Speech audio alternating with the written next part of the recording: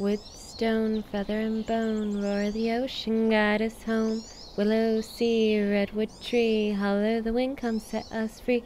Hey, angels, sing it. Hey, angels, sing it. In my soul, in my soul, in my soul, in my soul. Willow, sea, redwood tree, holler the wind, come set us free. Willow, sea, redwood tree, holler the wind, come set us free. Hey, angels. You know, I get up some mornings and I listen to the birds. I wake up super early so I can hear their chirping and all the different noises all over my backyard. It's like this exciting secret world that happens when the birds wake up before anyone else does.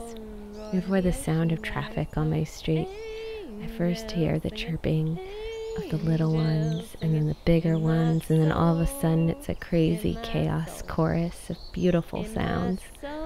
Sounds that you don't typically hear, or at least I block them out during the day, but as I start to get to know the different kinds of birds around me, I get even more excited because I can pinpoint which one is which, and I can look at them and I can name them. Words like junco are now in my vocabulary, and towhee and Steller's jay and hummingbird.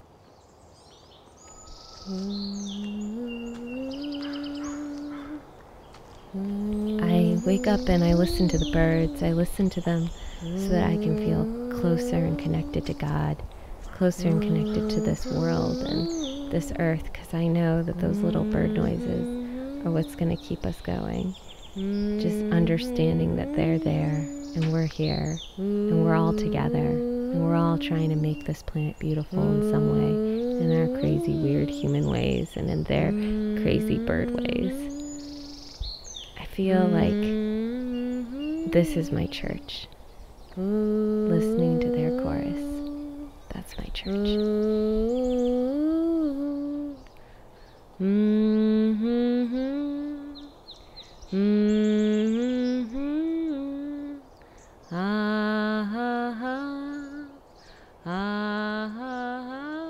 In a swirling spiral of gas, heat, and light, a tiny grain of dust that was Gaia's seed danced and swirled.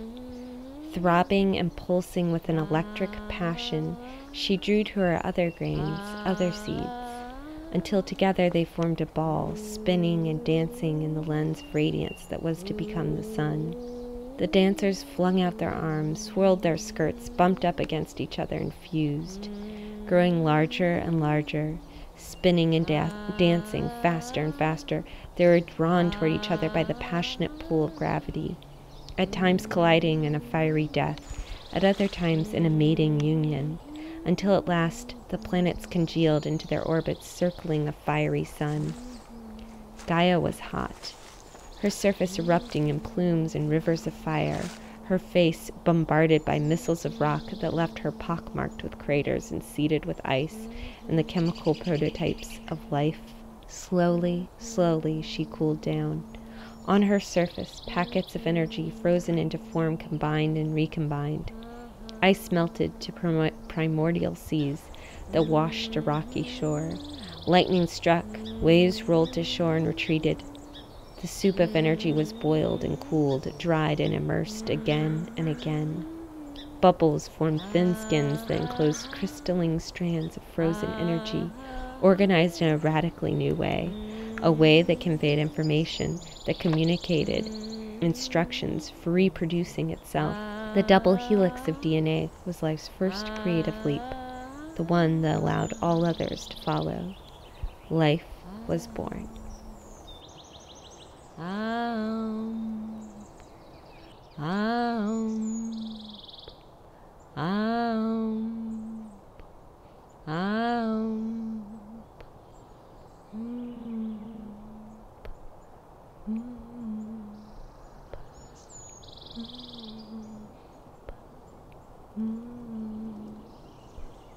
I was raised with the idea of pagans as being these crazy people that roam around in the woods and do scary things and eat children and all sorts of ideas. Pagan was actually considered very much an immoral and devilish thing in the Catholic Church, and it still is. And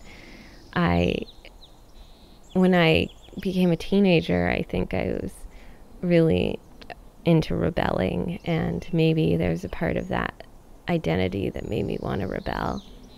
But I also noticed, like, growing up in a small city and having a park near my house, like, every time I went to that park, I just felt so alive and so happy.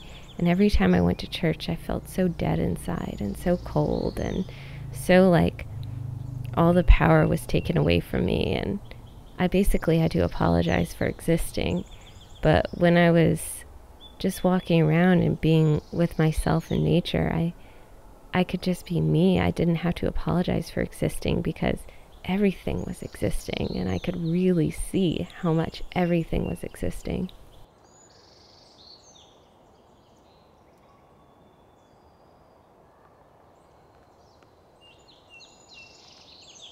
Deciding to be a pagan has been a long, long journey. Even being able to say it out loud without blushing is a big deal these days.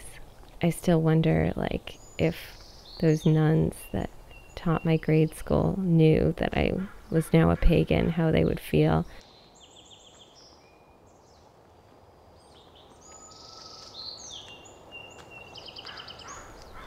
The connection between Catholicism and paganism is important for me because it's powerful to reclaim pagan. My people were pagan before they were Christian, and I see that in all of the rituals that I was a part of as a young person. I see that in the way that I worshipped Mary as much as I did Jesus, looking at the God and the goddess figure together. And I see it in the way that I feel the most connected to God when I am closest to nature, when I take the time to spend listening to the birds, or I spend looking at the trees in my backyard, even the time I spend digging the earth and growing my own vegetables and connecting with animals, including people, and like building community and bridges. That feels like the true spirituality for me. And I find it the most in the world around me. And I want to get as connected as a church with my fellow pagans, but I heard that during the burning times, women would drown themselves in the ocean rather than be burned at the stake. In the 16th and 17th century, women were killed just for being women, because men were scared of them. Underneath all that, women were just dying by the thousands all over Europe. I think some of my people died during that time.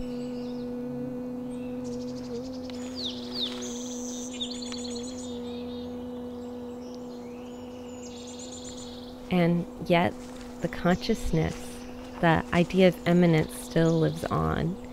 You look around and it's all around us, and we can't help it. It's like humans are born to be connected to nature. We're one and the same.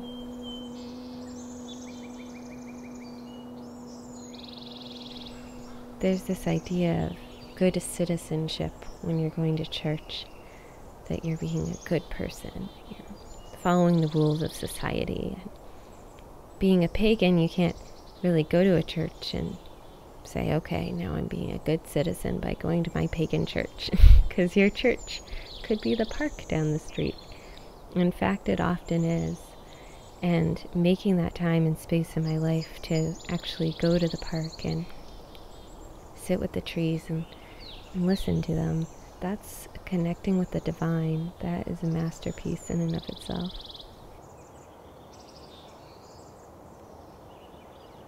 I'm glad my parents raised me Catholic. I think it really taught me to have a spiritual base and gave me a place to call home. And I think it helped me come to the conclusion that I wanted to pick a more natural way of being close to God. But it definitely gave me the basis of understanding about God and really believing in a higher power. There's something inherently hopeful about that. Hallelujah, Give praise to the living Lord. Hallelujah, hallelujah. Give praise to his name.